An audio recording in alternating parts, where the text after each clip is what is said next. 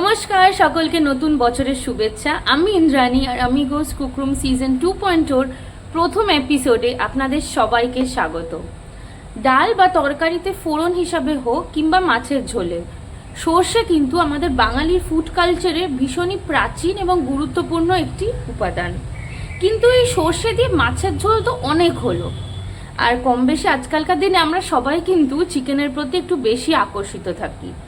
তাই স্বাদ পাল্টানোর কথা মাথায় রেখে আজকে আপনাদের সবার জন্য ফিউশন রেসিপি সর্ষে চিকেন।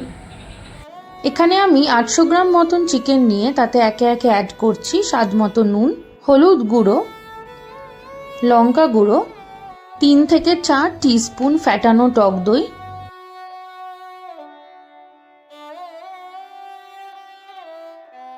আর সবশেষে কিছুটা কাঁচা সর্ষের তেল, কারণ এই রান্নায় সর্ষের তেল ছাড়া কিন্তু আর কোনো তেলের কথা ভাবাই যাবে না। আর এবার এই সব ইনগ্রিডিয়েন্ট ভালো করে চিকেনের সাথে মিক্স করে নিতে হবে, আর প্রেফারেবলি 2 থেকে 3 ঘন্টা ম্যারিনেশনের জন্য দিতে পারলে সব থেকে ভালো। সময় বাঁচাতে আমি এখানে চিকেনের বেসের জন্য সানরাইজের মাস্টার্ড পাউডারের 2 স্যাশে ইউজ করছি। আপনারা চাইলে কিন্তু কালো সর্ষে বেটেও ব্যবহার করতে পারেন। আর যাদের সর্ষে খেলে গ্যাস বা অ্যাসিডিটির প্রবলেম হয় তারা কিন্তু অবশ্যই বাটার পরে ভালো করে সেটা ছেঁকে নিয়ে তারপরেই রান্নায় ইউজ করবেন। এবার কড়াইতে সর্ষের তেল গরম করে তাতে 2 মিডিয়াম সাইজের পেঁয়াজ কুচি করে দিয়ে দিচ্ছি।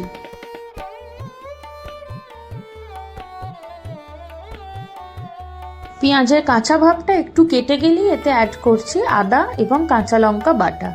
আসলে সর্ষের রান্নায় একটু ঝাল না হলে টেস্টটা কীরকম যেন ইনকমপ্লিট লাগে।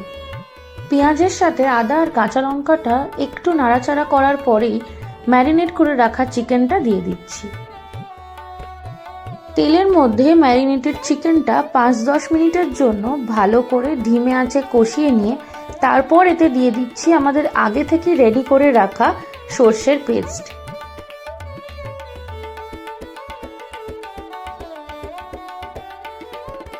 সর্ষের পেস্টটা ভালো করে চিকেনের গায়ে লাগিয়ে নিয়ে এবার এতে দিয়ে দিচ্ছি স্বাদ মতো নুন এবং টেস্টটা ব্যালেন্স করার জন্য সামান্য চিনি।